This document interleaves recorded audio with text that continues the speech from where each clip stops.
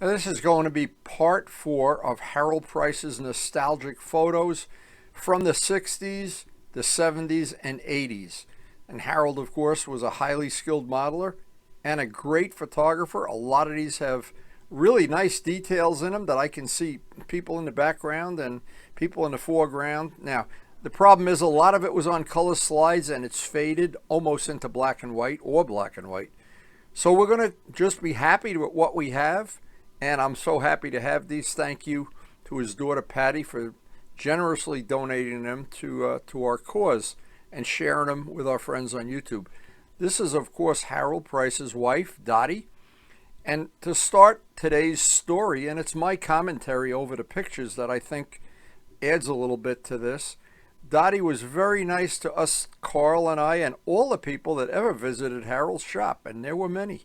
And I can think of, among others, Larry Scorinzi and Eddie Elastic, and we just all loved hanging out there and seeing what he was doing in his workshop. And we all learned stuff from him. I learned an awful lot, but the biggest thing I learned was how to paint and how to do paint work and buff.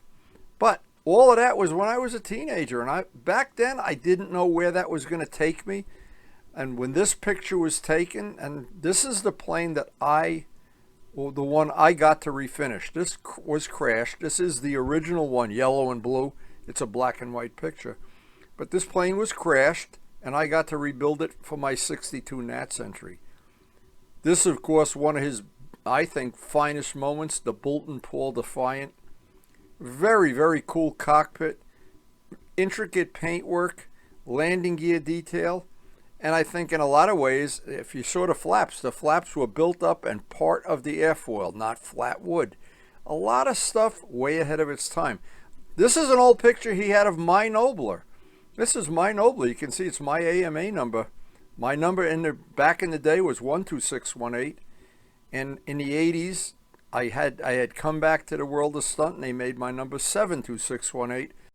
And a lot of times what's great about these old photos, it's not what you think is in the photo, but you look at somewhere in the background or in some part of the photo, you see something, you go, oh, well, I remember that. I remember the cockpit detail on this plane. I remember stripping off all the silk span. In fact, on one of the previous videos, we have a picture of Bob Hunt and I stripping off the silk span. But all of these photos that Patty, his daughter, donated to me are priceless. This is my model. I made this, and this, I had 2 half A's in it.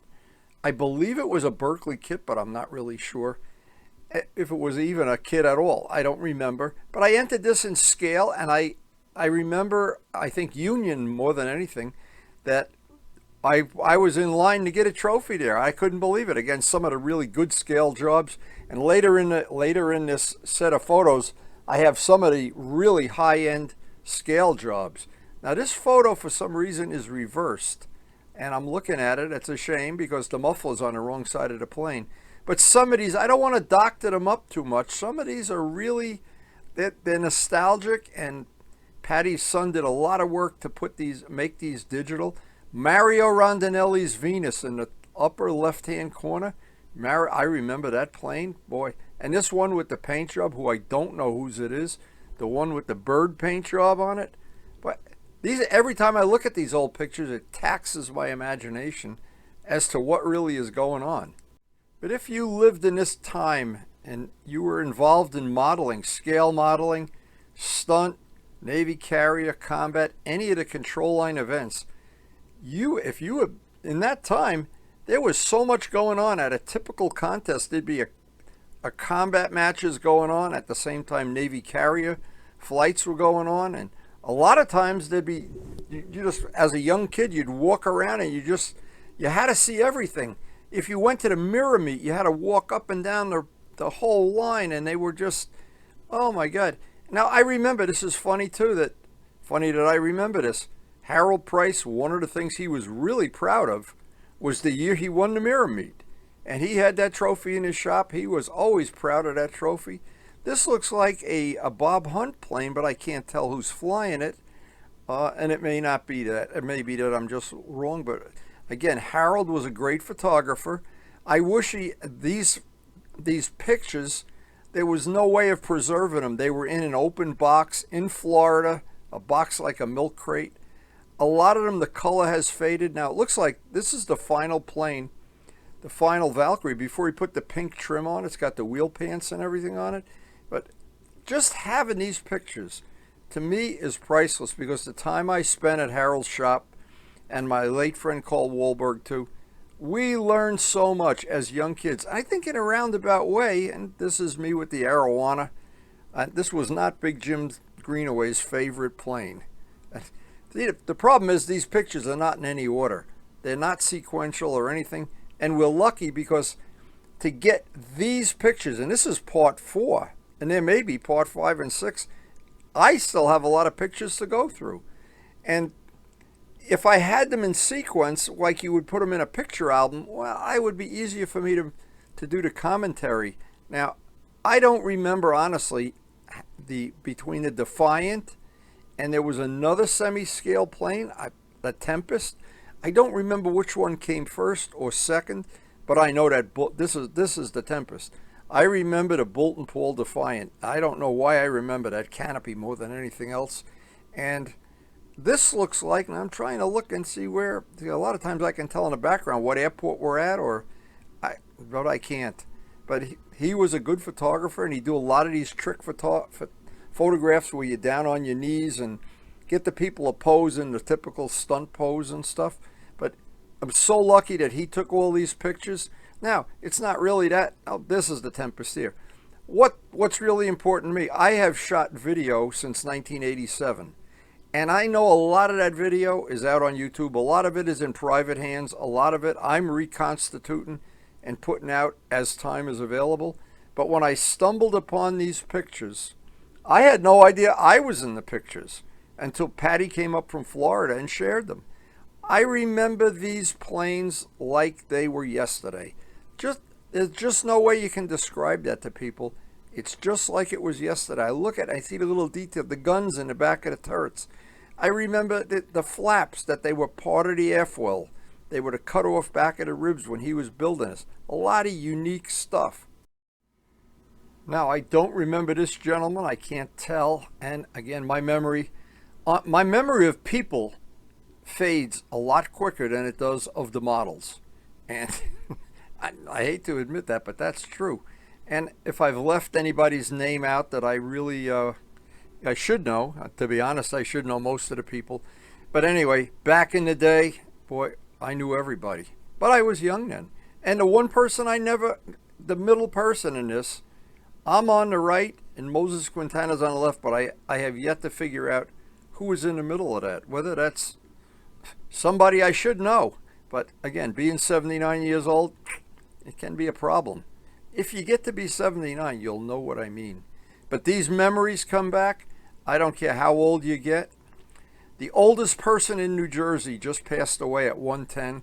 So there's a chance I got 31 more years left, but I wouldn't bet the farm on it. Anyway, this is Harold's wife, Dottie. And this, it looks like they're in the backyard of Harold's house. It looks like his shop in the back.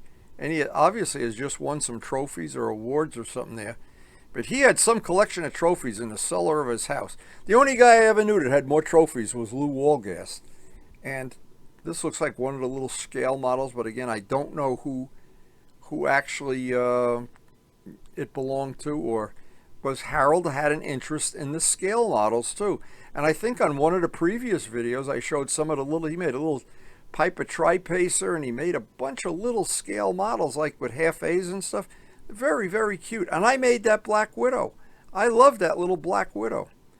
And of course, this is one of my favorite planes. And boy, when I got to see this in real life, I was blown away.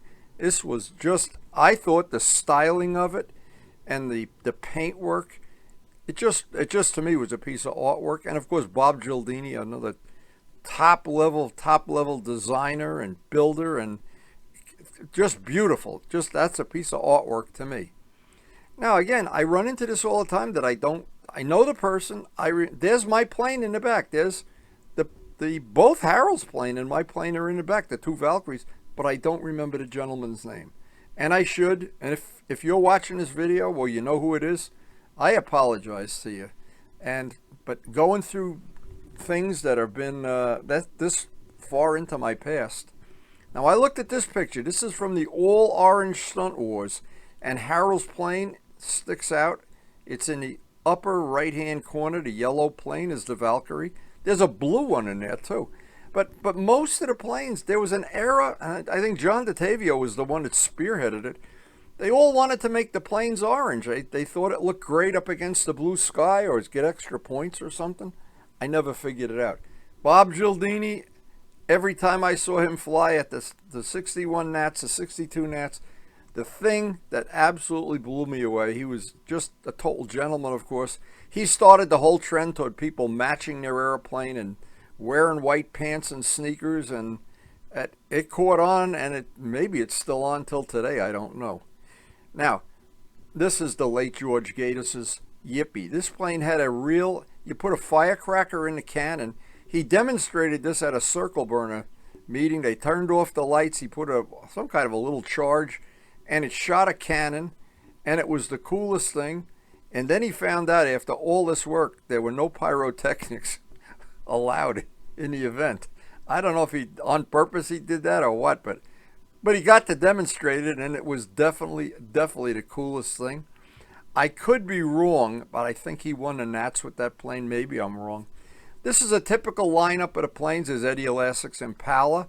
Harold's plane is in the almost in the back by the Mustang. You can't miss that pastel pink and light blue that was so easy to pick out of a crowd of all orange airplanes. Some of the scale planes, some of the stunt ships, and when you'd go to a meet, it was more than one event. It was always at the end of the day.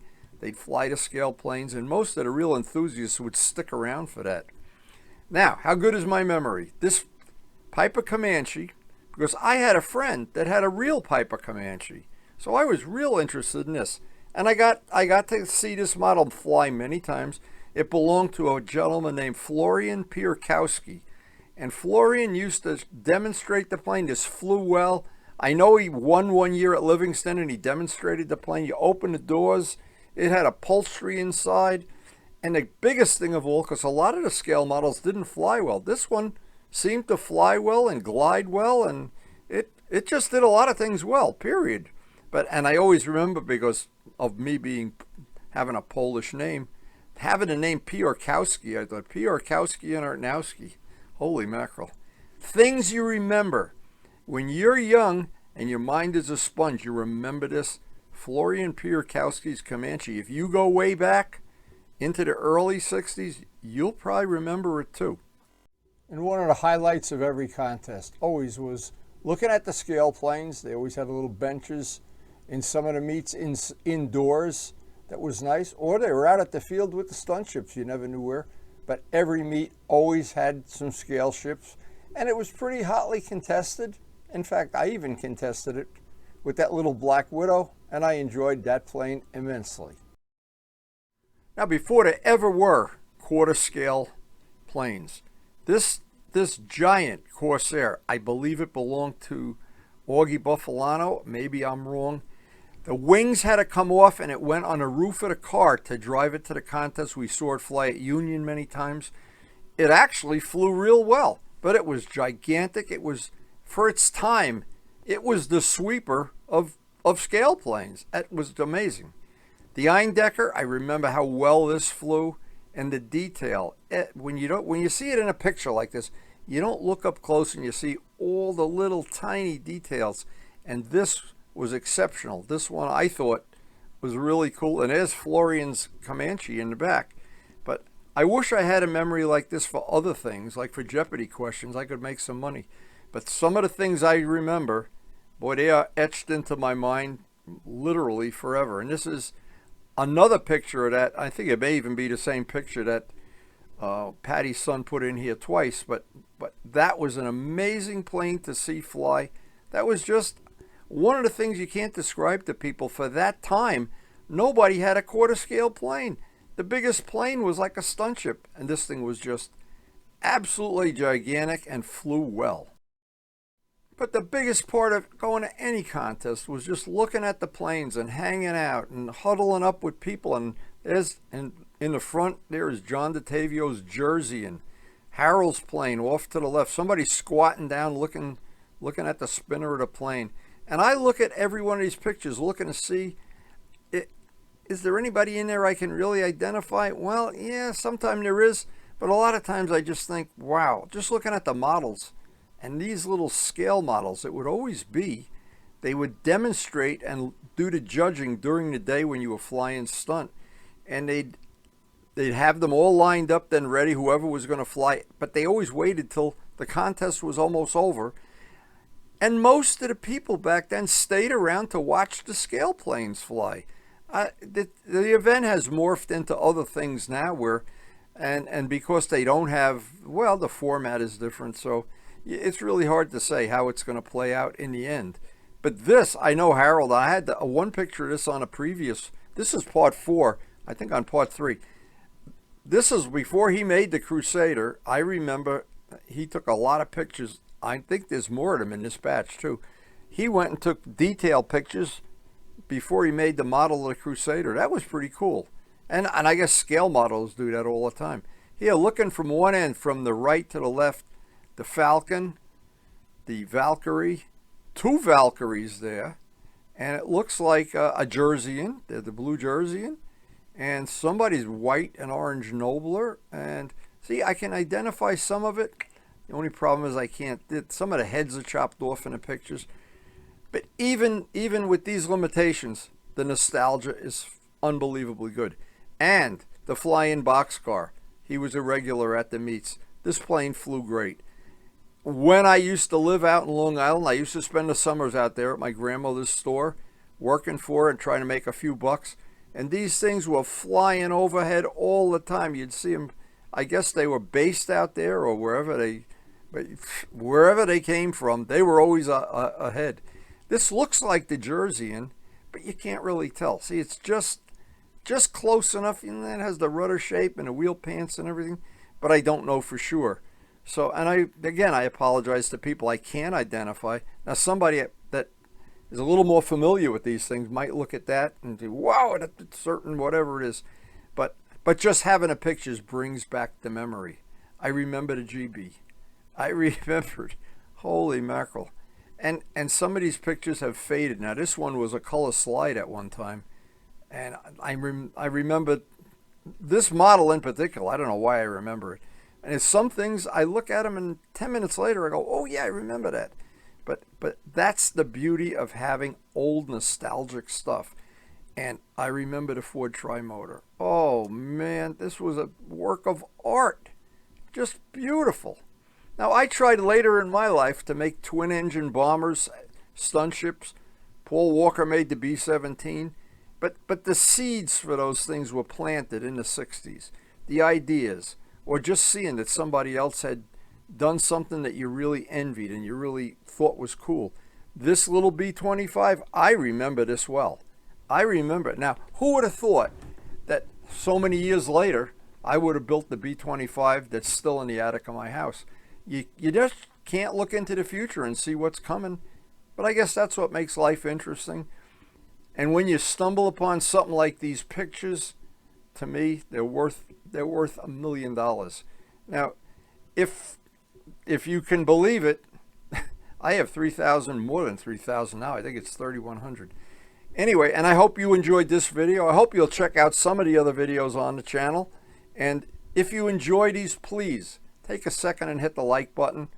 And of course, we're going to try the best we can to recover anything we can from the past and share with the people that still appreciate it, while we all can still share this in good health on YouTube. And let's hope we all live to 110.